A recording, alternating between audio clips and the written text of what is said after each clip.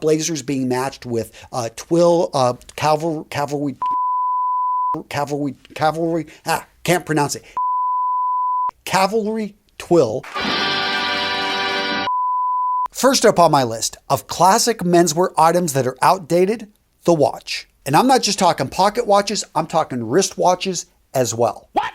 I mean, if you think about it, there were only a couple reasons why men even started to wear watches. First up, yes, being able to tell time, especially when in time when that wasn't common, was a very valuable tool, especially for men in charge. If you're running trains, knowing the time was very important. The other reason was jewelry, was status. In fact, I was just watching a documentary about the Titanic. They found a particular watch and they were able to trace it to the owner because knowing what this guy was into, he owned a number of jewelry stores, those type of things, being able to have a piece of jewelry like this and to show status was important. But come on, nowadays it's all about the phone. This tells you the time, and if you've got the latest, greatest phone, that's the status symbol. And yeah, maybe there are a few situations, a few professions that call for a rugged watch, but for the vast majority of situations, the watch is obsolete. Or is it? Is everything I said wrong? None of that is the case. In fact, if you look at the number of men starting to wear watches, that are getting into watches, the number of Rolexes that were sold just last year,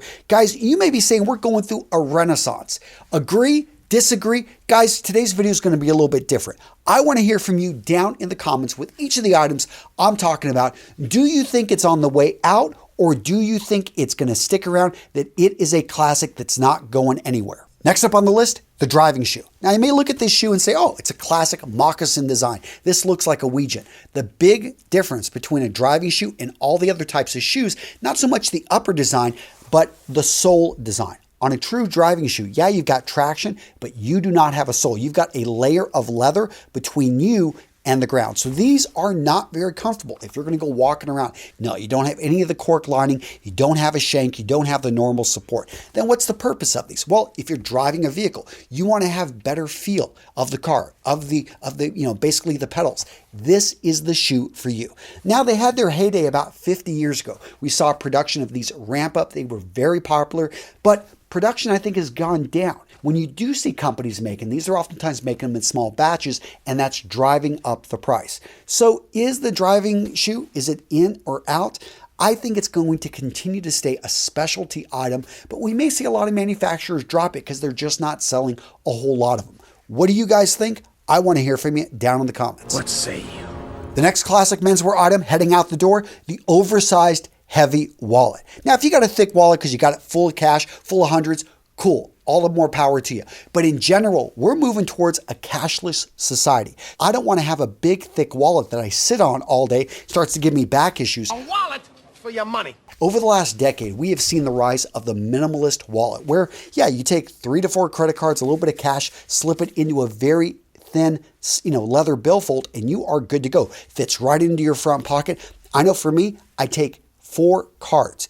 2 of which are business credit cards. One is a personal credit card. And I carry maybe a little bit of cash in my front pocket, and then I've got my ID. And this is all I carry with me nowadays. I think this big, heavy wallet is going out the door, and I do think this one's disappearing. Next up on the list, the trench coat. Now, I love trench coats. I love the history. It goes all the way back to the Boer War. Over 40 years that this jacket has been around. However, when we look at sales, they've been stagnant, despite the fact that menswear sales in general have gone up. So what does this tell me about the trench coat? Is it in? Is it out?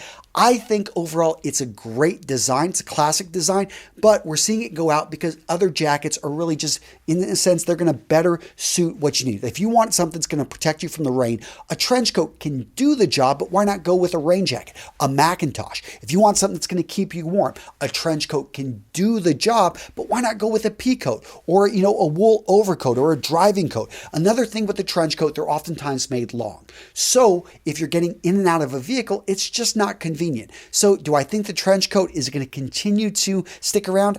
I think the trench coat, again, is on its way out. It is something long-term. I don't see him sticking around. Next up on the list, gentlemen, we've got the Ascot. So Ascots, is this something people normally pull off? Not since Fred of Scooby-Doo have I think that come on. The Ascot just is something that very few men pull off. Raphael Schneider over at the Gentleman's Gazette, he can do it. He does it with confidence. But is it on its way out? I think so. Now, you may hear the word cravat. What does that mean? A cravat is any type of neckwear. That's the general term. Neckties sales have been stagnant, although they're starting to come up. So I'm not going to say neckties are going out. Bow ties even, I think, are going to stick around. They are very useful, especially a lot of, NBA players, NFL players. I see them bringing in bow ties. I think that's awesome. But the Ascot, yeah, that one's on the way out. So the next item on this list, I'm kind of sad to put it on this, but I think it's on the way out, is the blazer jacket. So what's the difference between a blazer, suit jacket, sports jacket? A sport jacket is an odd jacket, meaning it doesn't have any trousers made to match it exactly, and it's oftentimes made from a wide variety of different materials.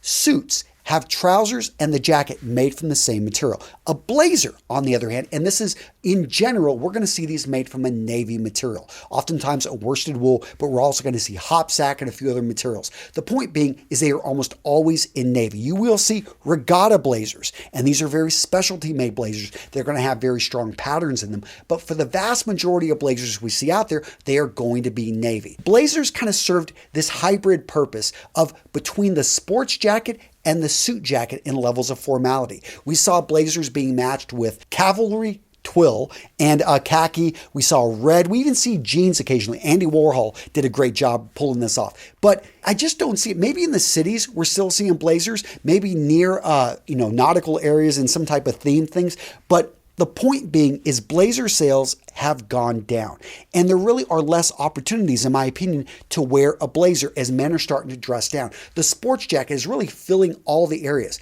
Do I think blazers will continue to exist? Yes, but I think that they should become a subset of sports jackets and probably not their own category. Now, these next three items, I'm going to group them together because they're very similar, and that is the 3-button suit, the double-breasted suit, and the 3-piece suit. So why did I put them all together? Because these all have to do with formal menswear that just simply looks more buttoned up. Why do I think the 3-button suit is on the way out? Really, 2-button suits dominate sales.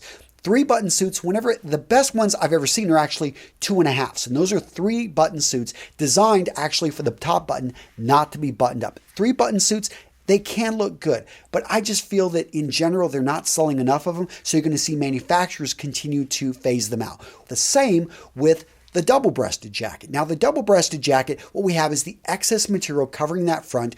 People don't understand. There are certain rules you have to follow with the alignment of the buttons and with the lapels. So you got to go with peak lapels. You can sometimes go with a shawl lapel, but peak lapels are where it's at. If you ever see notch lapels on a double-breasted jacket, that's a big mistake. Don't buy it. If you ever see a button alignment that goes like a V, that is a mistake. No, button alignment should be like a Y always. And it's those little things. I think a double-breasted jacket made correctly looks amazing. The problem again is that when a man realizes or he's out there and he sees his options and he tries to fit in the one that's not made for him or that breaks these mistakes, it just doesn't look good, so he doesn't wear it. Now let's talk about that 3-piece suit.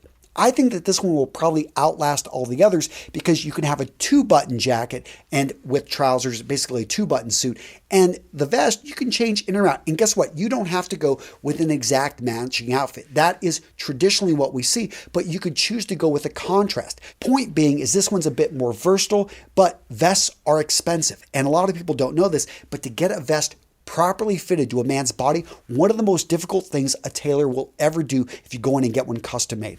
Point being is there's a lot of work involved with all of these. Do I think they're going to stick around? Yes, but I think we're going to continue to see them make up a smaller and smaller percentage of the overall market. Next up on the list, hats. Do you think hats are on the way out or they're going to make a comeback? Guys, I personally think that hats are amazing. That's why I created this video right here. Not enough people have actually watched this video. I go into a lot of detail. I think it's one of the better hat videos out there on the web. Let me know what you think about it. I'm linking to it right here. Go check it out, guys, if you're interested in headwear. And what do you guys think? Like this hat? I like it too.